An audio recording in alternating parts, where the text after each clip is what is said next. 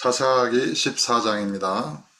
삼손이 딥나에 내려가서 거기서 블레셋 사람의 딸들 중에서 한 여자를 보고 올라와서 자기 부모에게 말하여 이르되 내가 딥나에서 블레셋 사람의 딸들 중에서 한 여자를 보았사오니 이제 그를 맞이하여 내 아내로 삼게 하소서 하매 그의 부모가 그에게 이르되 내 형제들의 딸들 중에나 내 백성 중에 어찌 여자가 없어서 내가 할례받지 아니한 블레셋 사람에게 가서 아내를 맞으려 하느냐 하니 삼손이 그의 아버지에게 이르되 내가 그 여자를 좋아하오니 나를 위하여 그 여자를 데려오소서 하니라.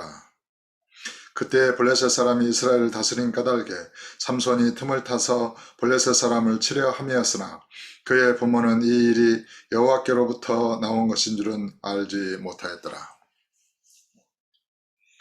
본래 이스라엘은 이렇게 블레셋이나 가나안 족속과 이렇게 통혼하지 말라, 혼인하지 말고 그들과 언약을 맺지 말고 그들의 신들을 따르지 말라. 여호와께서 모세를 통하여 또 여호수아를 통하여 계속해서 그런 것을 언급하셨습니다. 그런데 이제 이스라엘이 가나안 땅을 점령한 이후에도 그런 족속들을 다 쫓아내지 아니하므로 여호와께서도 그를 쫓아내지 아니하셨고 그것이 이스라엘의 옆구리에 찌르는 가시가 되고 올무가 되었습니다. 그리고 이제 때마다 몇십 년 동안 여호와의 징계를 받아 그 적국에 팔리기도 하고 또 사사를 통해서 구원하시기도 하는 과정 중에 이 삼손이라고 하는 사사가 태어났는데 이 삼손이 블레셋 여자를 좋아하게 됐다는 것입니다.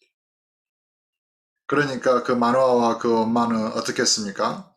왜 너의 동족 중에 여자가 없어서 할례받지 아니한 다른 그런 족속의 여자를 그렇게 좋아한단 말이냐.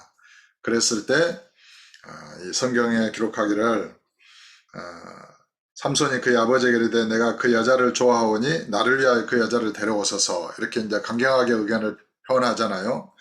그때 블레셋 사람이 이스라엘을 다스린 까닭에 삼손이 틈을 타서 블레셋 사람을 치려 함이었으나 그의 부모는 이 일이 여호와께로부터 나온 것인 줄은 알지 못하였더라.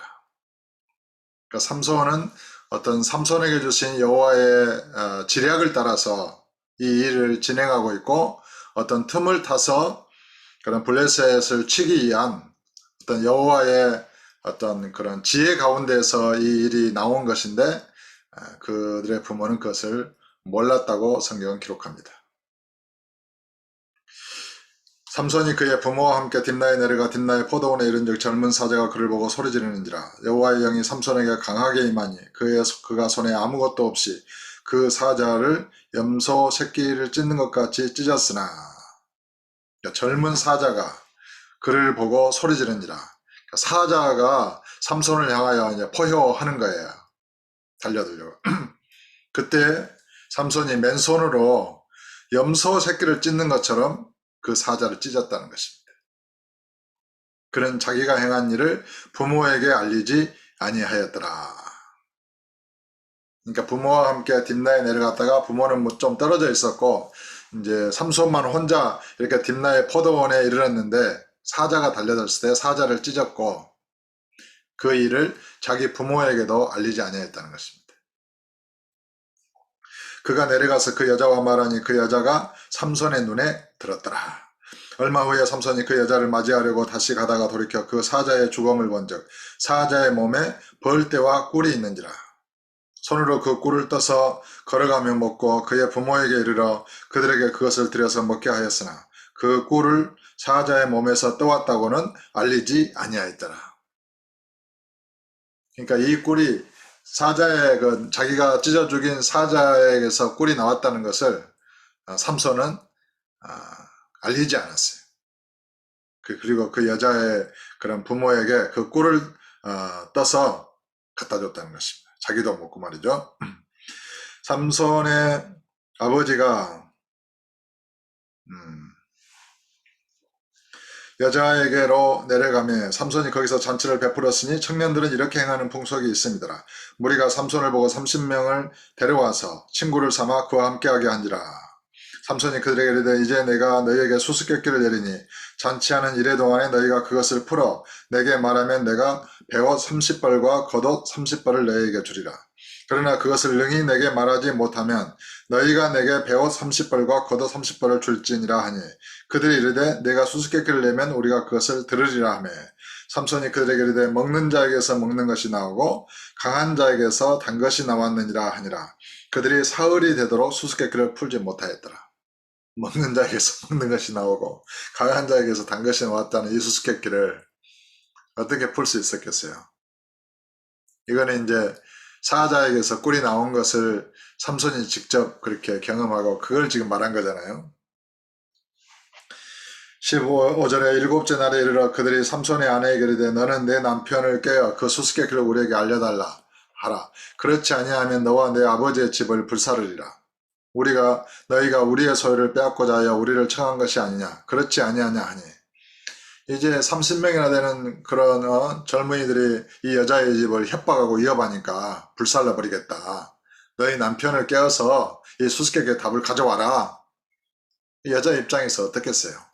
자기 집이 지금 불살라질 형편이 되었는데 그래서 삼손의 아내가 그의 앞에서 울며 이르되 당신이 나를 미워할 뿐이요 사랑하지 아니하는도다. 우리 민족에게 수수께끼를 말하고 그 뜻을 내게 알려주지 아니하도다 하느니라. 삼손이 그에게 이르되 보라 내가 그것을 나의 부모에게도 알려주지 아니하였거든 어찌 그대에게 알게 하리오 하였으나 7일 동안 그들이 잔치할 때 그의 아내가 그의 앞에서 울며 그에게 강요하므로 일곱째 날에는 그가 그의 아내에게 수수께끼를 알려주매 그의 아내가 그것을 자기 백성들에게 알려주었더라. 일곱째 날 해지기 전에 성읍 사람들이 삼손에게 이르되 무엇이 꿀보다 달겠으며 무엇이 사자보다 강하겠느냐 한지라. 삼손이 그들에게 이르되 너희가 내 암송아지로 밭갈지 아니하였더라면 여기서 말하는 암송아지는 자기 아내를 말하는 것이죠. 내 수수께끼를 능히 풀지 못하였으리라 하니라. 삼손은 지혜가 있어서 이 일이 자기 아내가 누설했다는 것을 단번에 알았던 것이죠. 여호와의 영이 삼손에게 갑자기 임하시매 삼손이 아스글론에 내려가서 그곳 사람 30명을 쳐 죽이고 노력하여 수수께끼를 푼 자들에게 옷을 주고 심히 노하여 그의 아버지의 집으로 올라갔고 삼손의 아내는 삼손의 친구였던 그의 친구에게 준 바 되었더라. 아내를 버려버린 거예요. 자기 남편을 자기가 살기 위하여 자기 남편인 삼손을 배반한 것이죠.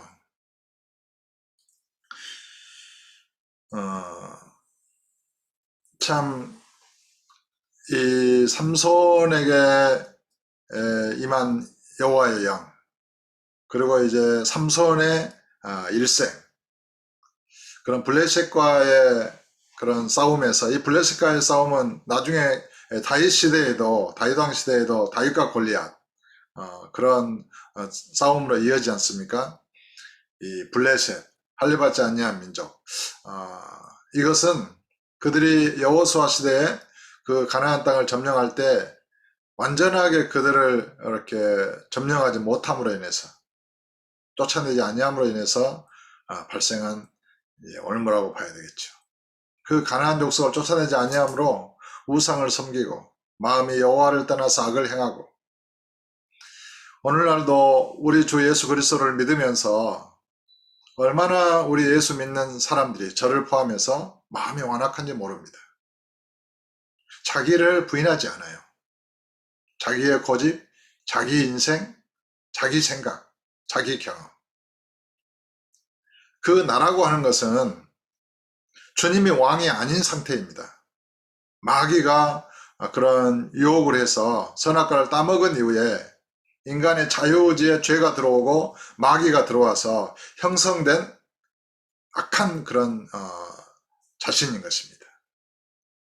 그래서 모든 인생은 내가 했다, 나를 자랑하고 자기 지혜를 자랑하고 자기 총명을 자랑하고 자기가 인생의 왕으로 살아온 모든 인생은 다 주님 앞에서 십자가에 못 박혀 저주받고 죽어야 할 그런 죄인들인 것입니다. 그런 인생들을 위하여 주님께서 십자가에 죽으시고 부활하셨음에도 불구하고 그 예수님을 회개하고 예수를 믿는다 말하면서도 여전히 자기 인생을 고집하는 거예요. 여전히 자기를 위해서 인생을 사는 거예요. 그 자기를 완전하게 부인해야 되는 것입니다. 그리고 그 자기 안에 예수 그리스도를 영접해서 이제는 예수 그리스도로 살아야 되는 것입니다. 그리스도께서 사시는 인생이 되어야 되는 것입니다. 그러니까 본래 저와 여러분은 예수 그리스도에 의해서 그 생명을 받고 살도록 되어 있는 것입니다. 나무 가지가 어떻게 스스로의 그런 뿌리도 없이 줄기도 없이 스스로 꽃을 피고 열매를 맺겠습니까? 모든 인생은 포도나무이신 주님에게 붙어 있어서 주님으로부터 공급되어져 오는 그 생명과 은혜와 진리로 인해서 꽃을 피고 열매를 맺는 것이 모든 사람의 인생입니다. 자기 스스로 자기의 힘으로 태어났습니까? 자기 힘으로 자기의 생명을 창조했습니까? 자기가 스스로 존재했습니까? 아버지의 은혜로 그 사랑 안에서 그리스도 안에서 선택되고 예정되어 저와 여러분의 예수를 믿었고 구원을 얻은 것입니다. 그러니까 주를 믿음에 의해서 우리는 존재하는 것입니다. 그런데 그 주님이 주인이 되시고 왕이 되시고 주님의 뜻에 의해서 내 인생이 있음에도 불구하고 그 주의 뜻을 멀리하고 자기의 뜻을 고집한다고 생각을 해보십시오. 포도나무의 가지는 포도나무와 뜻이 하나여야 되는 것입니다. 그 포도나무의 뜻대로 가지가 꽃을 피고 열매를 맺는 것이 아닙니까? 근데 많은 인생이 이것을 깨닫지 못하고 진정으로 자기를 부인하지 못하고 자기를 회개하지 못하고 예수를 믿는다고 말하면서 진실로 주를 거역하고 주의 왕 되심과 주 되심을 부인하고 자기를 주장하면서 살아가는 모습을 많이 봅니다. 오늘날 우리는 성령으로 살게 되었으므로 성령에 의하여 살았으므로 거듭나고 살았으므로 남은 인생도 성령을 따라서 살고 성령의 인도를 받으며 살고 성령의 뜻에 의해서 우리가 움직여지는 그런 진정한 그리스도의 사람들이 다 되시기를 예수 이름으로 축복합니다.